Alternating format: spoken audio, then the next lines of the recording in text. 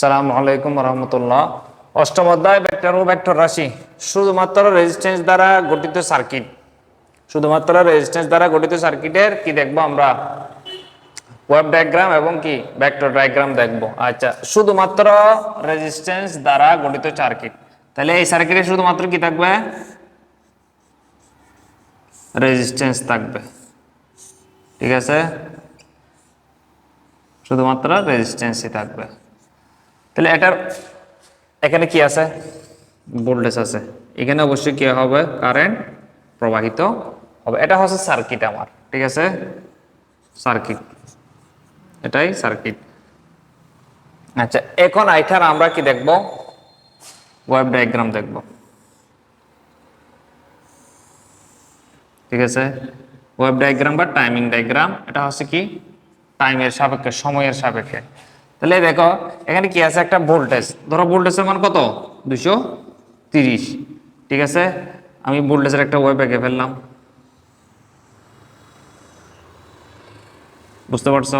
এটা ভোল্টেজ, ভোল্টেজের মান 230। কারেন্টের মানটা কত হইতে পারে? এখানে 2 এম্পিয়ার ধরলাম, 2 এম্পিয়ার।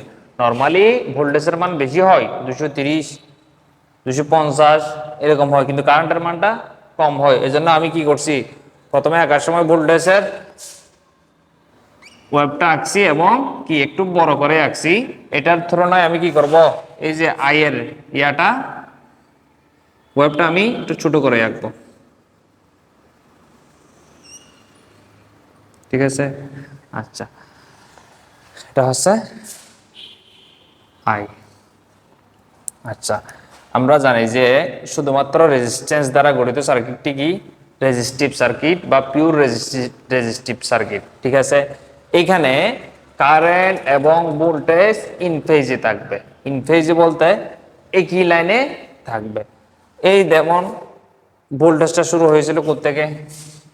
0 ডিগ্রি থেকে। কারেন্টও কি 0 ডিগ্রি থেকে শুরু হয়েছে। এখানে 90 ডিগ্রি, এটা কি পুরোটা 180, 360 না? তাহলে অর্ধেকটা কত? 180। 180 অর্ধেক কত? 90। ঠিক আছে, আচ্ছা দেখো ভোল্টেজের ওয়েভটা কোথায় আসছে? 180 ডিগ্রিতে আসছে। ঠিক সেম কারেন্টের ওয়েভটাও 180 ডিগ্রিতে আসছে। ঠিক আছে, আবার 180 ডিগ্রি থেকে ঘুরে এসে কত? 360 আসছে ভোল্টেজের ওয়েভটা। ঠিক আছে, কারেন্টের ওয়েভটাও একইভাবে কি 180 ডিগ্রি থেকে 360 আসছে। তাহলে পিওর রেজিস্টিভ সার্কিটে কারেন্ট এবং ভোল্টেজ কি থাকবে? ইন ফেজে থাকবে, সরি একই ভাবে থাকবে আর কি। ঠিক আছে, তাহলে এটার যদি আমি কি আঁকি ভেক্টর ডায়াগ্রাম, তাহলে এটা যদি হয়, এটা যদি ভোল্টেজ হয়, এটা যদি ভোল্টেজ হয়, এটা হবে কি অবশ্যই কারেন্ট। তার মানে কি পিওর রেজিস্টিভ সার্কিটে কারেন্ট এবং ভোল্টেজ কি ইন ফেজে থাকবে অবশ্যই। এই যে এটা হচ্ছে কি ওয়েভ ডায়াগ্রাম।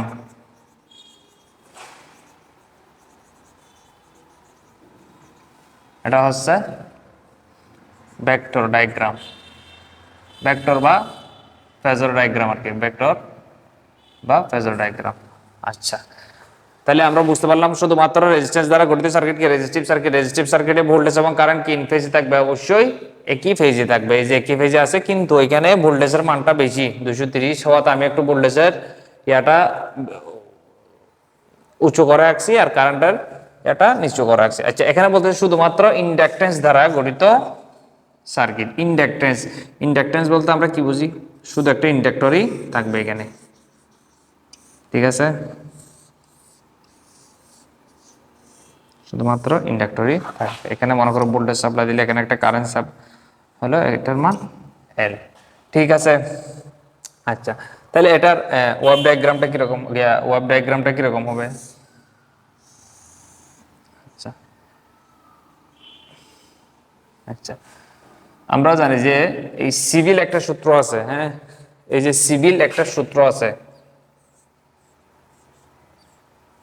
এই সিভিল থেকে আমরা বুঝতে পারি যে সি মানে হচ্ছে ক্যাপাসিটিভ সার্কিট।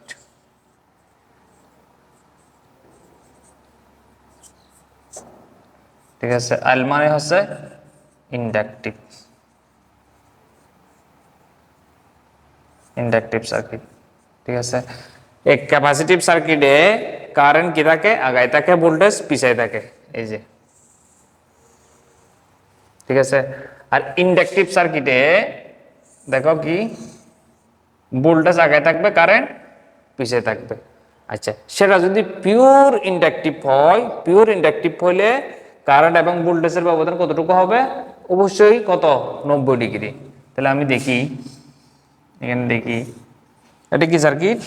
এল আছে, পিওর ইন্ডাকটিভ। এখানে শুধু একটা কি আছে? একটা মাত্র এল আছে। এল থাকলে এটা কি ইন্ডাকটিভ সার্কিট, এখানে কোনো রেজিস্ট্যান্সও নাই, ক্যাপাসিটেন্সও নাই। আচ্ছা, পিওর ইন্ডাকটিভ, ইন্ডাকটিভ সার্কিটে দেখো ভোল্টেজটা কি থাকবে? এই যে আগায় আছে, কারেন্টটা কি পিছিয়ে আছে। এটা যেহেতু ইন্ডাকটিভ সার্কিট, কতটুক কারেন্টটা কতটুক পিছিয়ে থাকবে? অবশ্যই 90 ডিগ্রি। তাহলে আমি আগে ভোল্টেজটা এঁকে নিই, ভোল্টেজের মাপটা, ঠিক আছে, এটা এঁকে নিলাম। আচ্ছা, এখানে দেখো এটা 0, 360, 180, এখানে 90, মাঝখানে 90। এটা যদি আমি এখানে এভাবে দিই, ঠিক আছে, এখানে। আচ্ছা, এখন দেখো এখানে আমি এটা কি আঁকছি? ভোল্টেজটা আগায় থাকে, ভোল্টেজটা আমি এঁকে ফেললাম, 0 ডিগ্রি থেকে এঁকে ফেললাম। এখন আছে কারেন্ট, কারেন্টটা আঁকতে হবে। কারেন্টটা কতটুকু পিছিয়ে? 90 ডিগ্রি পিছিয়ে। পিওর ইন্ডাকটিভ সার্কিটে কারেন্টটা কতটুকু পিছিয়ে থাকবে? 90 ডিগ্রি পিছিয়ে থাকবে। 90 ডিগ্রি মানে এই যে এখান থেকে শুরু হবে। তাহলে এখান থেকে শুরু হয়ে এখানে এট হবে, আবার এখানে এট হবে। তাহলে এই যে, ঠিক আছে, এই যে এখানে, বুঝতে পারছো? তাহলে দেখো এখানে দূরত্বটা কতটুকু? এটা শুরু হইতে 0 থেকে, এটা শুরু হয়েছে কত থেকে? 90 ডিগ্রি থেকে। তাহলে এটা এটার মাঝে কতটুকু ফেজ পার্থক্য? কতটুকু? 90 ডিগ্রি। বুঝতে পারছো? আচ্ছা, এখন আমার আর কি আছে? আর একটা আছে হচ্ছে শুধুমাত্র ক্যাপাসিটেন্স দ্বারা গঠিত সার্কিট। আমি একটু বোঝাই নিই, বোঝাই দিই, এটা একটু বোঝাই দিই।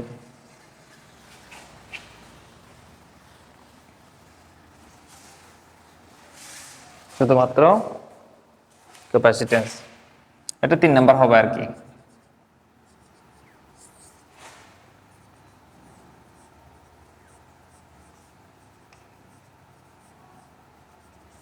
শুধুমাত্র ক্যাপাসিটেন্স দ্বারা, শুধুমাত্র ক্যাপাসিটেন্স বলতে তাহলে এখানে একটা কি হবে? শুধু ক্যাপাসিটরই হবে,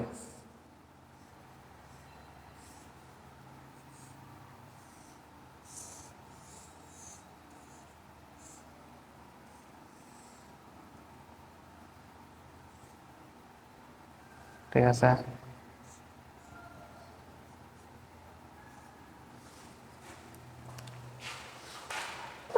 শুধুমাত্র ক্যাপাসিটর, ক্যাপাসিটেন্স দ্বারা গঠিত সার্কিট হচ্ছে কি? Capacitance circuit. তাহলে এখানে ওয়েভ ডায়াগ্রামটা কিরকম হবে?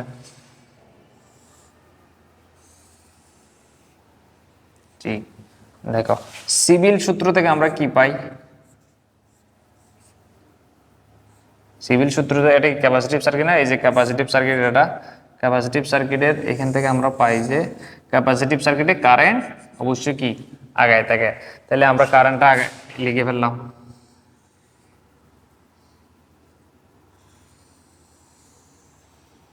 ঠিক আছে, কারেন্টটা আগে লিখে ফেললাম, ঠিক আছে। এখন কি? ভোল্টেজ, কারেন্টটা আগায় থাকে, ভোল্টেজটা পিছিয়ে থাকে। কতটুকু পিছিয়ে থাকবে? এটা যেহেতু পিওর, শুধুমাত্র ক্যাপাসিটেন্স আছে এখানে, তাহলে 90 ডিগ্রি অবশ্যই কি থাকবে? এটা হচ্ছে আই। 90 ডিগ্রি পিছিয়ে থাকবে কি? ভোল্টেজ,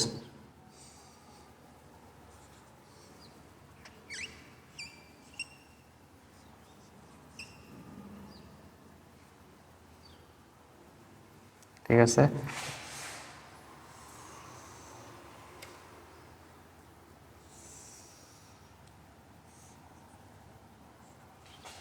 এখানে দেখো,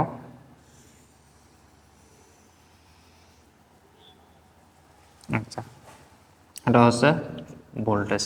আচ্ছা, কারেন্টটা এগিয়ে আছে না? কারেন্টটা আমি এখানে লিখে ফেললাম, ঠিক আছে, এখান থেকে এতটুকু লিখে ফেললাম 360 পর্যন্ত। ভোল্টেজটা পিছিয়ে আছে, কতটুকু পিছিয়ে আছে? 90 ডিগ্রি। তাহলে আমি এখান থেকে শুরু করলাম, এখানে 180, তো এখানে যদি 180 হয়, এর অর্ধেকটা কত? 90, এখানে 90 ডিগ্রি, ঠিক আছে, 90। তাহলে এই দুইটার মাঝে পার্থক্য কত? পার্থক্য 90 ডিগ্রি। ঠিক আছে, তা হচ্ছে কি টাইমিং ডায়াগ্রাম বা ওয়েভ ডায়াগ্রাম। আচ্ছা, এখন এটার ভেক্টরটা কিরকম হবে? ঠিক আছে, এটার ভেক্টরটা কিরকম হবে? এখানে কি আগায় আছে? কারেন্ট। তাহলে কারেন্টটা এখানে